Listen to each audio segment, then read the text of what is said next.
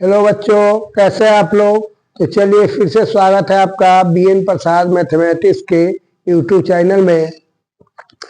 तो मैं आज आपको चैप्टर 3 पर आधारित वस्तुनिष्ठ प्रश्न बताने जा रहा हूं।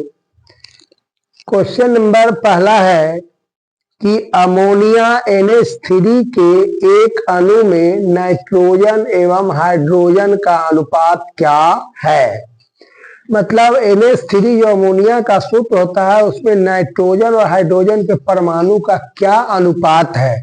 मतलब नाइट्रोजन कितना है और हाइड्रोजन कितना है।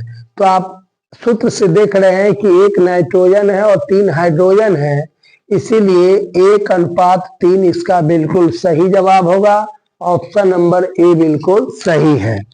लेकिन इसी क्वेश्चन को अगर आपको उलट दे, कहेगा कि इसमें हाइड्रोजन और नाइट्रोजन के परमाणु का क्या अनुपात है, तब इसका आंसर चेंज हो जाएगा, 3:1 हो जाएगा।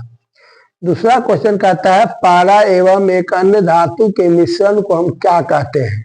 तो पारा के साथ जो एक अन्य धातु को मिला के मिश्रण बनाया जाता है उसका नाम अमलगम है। तो क्वेश्चन नंबर बी इसका बिल्कुल सही जवाब हो जाएगा। क्वेश्चन नंबर 3 कहता है निम्न में कौन उप धातु है। तो आप याद रखिएगा कि कुल उप धातु की संख्या 5 है। सिलिकॉन है, बोरन है, जर्मेनियम है, आर्सेनिक है और आपको बिस्मथ है। तो ये 5 उपधातु है। तो आप जानते हैं कि सभी तत्वों को 3 वर्गों में बांटा गया है, धातु, अधातु और उपधातु। तो जो धातु का गुण रखते हैं उसे धातु, जो धातु का गुण नहीं रखते हैं उसे अधातु, और जो दोनों के गुण रखते हैं उसे उपधातु कहा जाता है। तो इस प्रकार से आपका जवाब क्या हो गया, ई नंबर ऑप्शन। इस पे सिलिकॉन भी है, बोरन भी है, आर्सेनिक भी है, जर्मेनियम भी। तो ई नंबर आपका सही जवाब हुआ सभी। लेकिन इसके साथ बिस्मथ भी है, उसको भी आपको याद रखना है। कोई पूछे तो आपको ये 5-6 का जवाब देना है। निम्न में कौन अक्रिय गैस है। तो अक्रिय गैस भी कुल 6 है, हीलियम, नियोन, आर्गन, क्रिप्टन, जेनन और रेडान। और इसीलिए ऑप्शन नंबर डी बिल्कुल सही जवाब है। अगला क्वेश्चन कहता है 5 एक्वा रेजिया, मतलब जिसको हम राज के नाम से भी जाना जाता है। तो उसमें HCl तथा HNO3 का क्या अनुपात है। तो एक्वा रेजिया जो है 2 अम्लों का मिश्रण है जिसमें सोना और प्लेटिनम जैसे धातुओं की गलाने की क्षमता पाई जाती है। तो इसमें 3 भाग HCl होते हैं और 1 भाग HNO3 होते हैं, इसीलिए 3:1 इसका बिल्कुल सही जवाब है क्वेश्चन के हिसाब से। लेकिन यही क्वेश्चन में अगर आपको परीक्षा में पूछ दे कि उसमें एक्वा रेजिया में चाहे मराज में HNO3 और HCl का क्या अनुपात है, तो वहाँ 3:1 जवाब हो जाएगा। जबकि यहाँ पर इस हिसाब से आपको ऑप्शन नंबर 3:1 हुआ सही जवाब। लेकिन अगर कह दे कि HNO3 और HCl का क्या अनुपात है, तब उसका जवाब आपको 1:3, मतलब तब ऑप्शन नंबर ए हो जाएगा। क्योंकि उसमें 3 भाग हाइड्रोक्लोरिक अम्ल होता है और 1 भाग नाइट्रिक अम्ल। तो यहाँ पहले हाइड्रोक्लोरिक अम्ल है तब 3 भाग ही हुआ, तब 3:1 हुआ। अगर HNO3 उधर कह देगा तो उसका जवाब 1:3 हो जाएगा। क्वेश्चन नंबर 6 कहता है कौन सा धातु और अधातु कमरे के ताप पर द्रव अवस्था में पाया जाता है। तो आप जानते हैं कि मात्र एक पारा धातु है जो कि कमरे के ताप पर द्रव अवस्था में, तथा अधातु ब्रोमीन है जो कि कमरे के ताप पर द्रव अवस्था में पाया जाता है। तो यहाँ आपको पहले कहता है धातु तब अधातु, इसलिए पहले पारा और तब क्या हो जाएगा ब्रोमीन। लेकिन ऑप्शन ए में है पहले ब्रोमीन और पारा, ही गलत हो गया। तो दूसरा बिल्कुल सही जवाब है पारा और ब्रोमीन।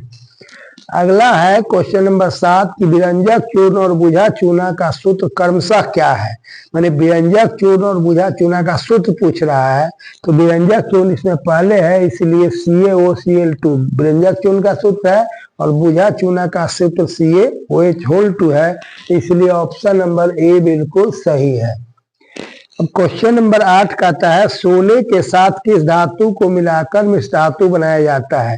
तो आप जानते हैं कि शुद्ध सोना 24 कैरेट होता है, जिसका कि कोई गहना नहीं बन सकता है, इसलिए उसमें कॉपर धातु को मिलाकर क्या किया जाता है, मिश्र धातु बनाया जाता है।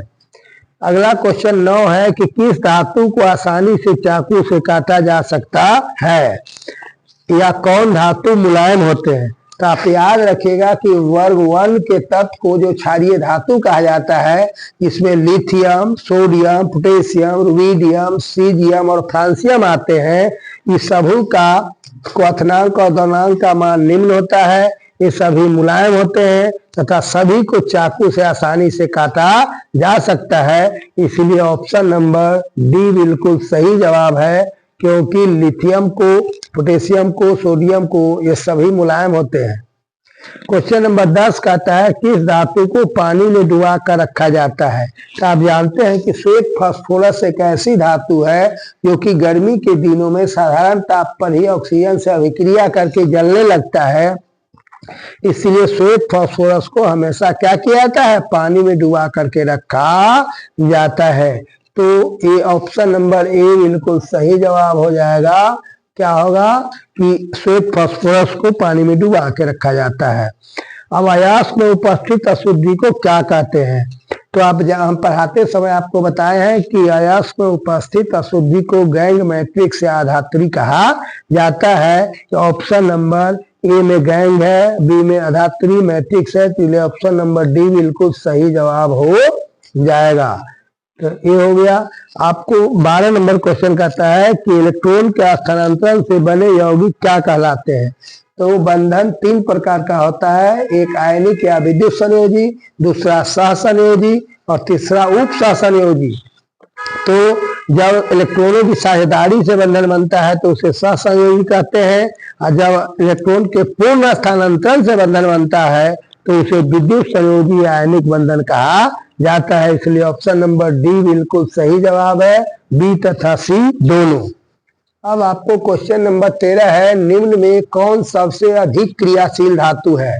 तो देखिए सबसे अधिक क्रियाशील धातु तो मान लिया जाए कि आपको श्वेत फास्फोरस है, लेकिन यहाँ ऑप्शन में फास्फोरस नहीं है, इसलिए ऑप्शन के हिसाब से आपको जवाब देना है। तो यहाँ पारा, कॉपर, सोना और चांदी में सबसे ज्यादा कॉपर आपको अधिक क्रियाशील है। 14 नंबर क्वेश्चन कहता है कौन सा पदार्थ ऑक्सीजन से संयोग नहीं करता है। मतलब कौन ऐसी पदार्थ है जो ऑक्सीजन से संयोग नहीं करता है। तो इसमें सोना और प्लेटिनम जो है ऑक्सीजन से संयोग नहीं करता है, इसीलिए वह स्वतंत्र अवस्था में पाया जाता है। इसलिए ऑप्शन नंबर सी बिल्कुल सही जवाब है, ए तथा बी दोनों।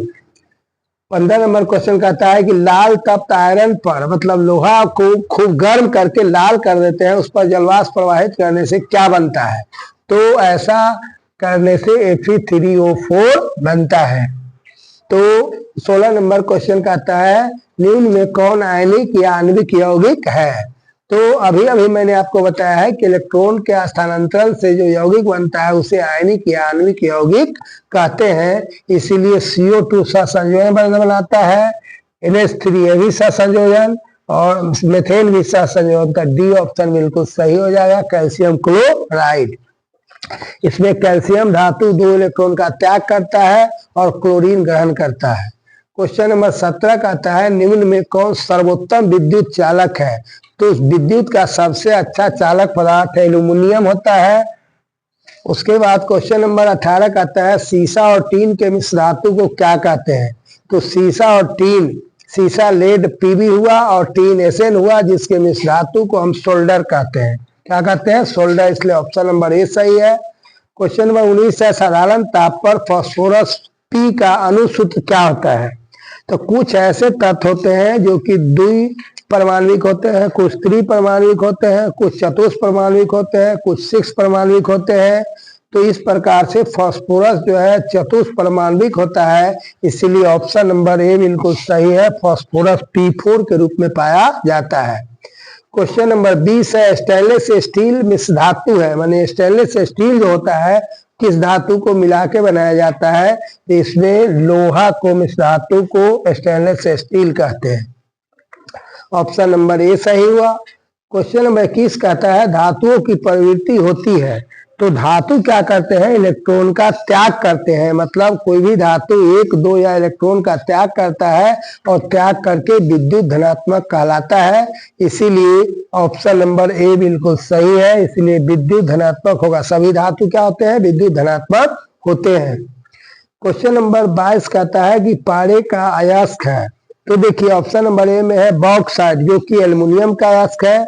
दूसरा बी में है हेमेटाइट जो कि लोहा का अयस्क है। तीसरा सिनेबार है, तो सिनेबार ही पारे का अयस्क है जिसका सूत्र HgS होता है। तो ये आपको सही है, सी नंबर। क्वेश्चन नंबर 23 है निम्न में कौन अधातु है?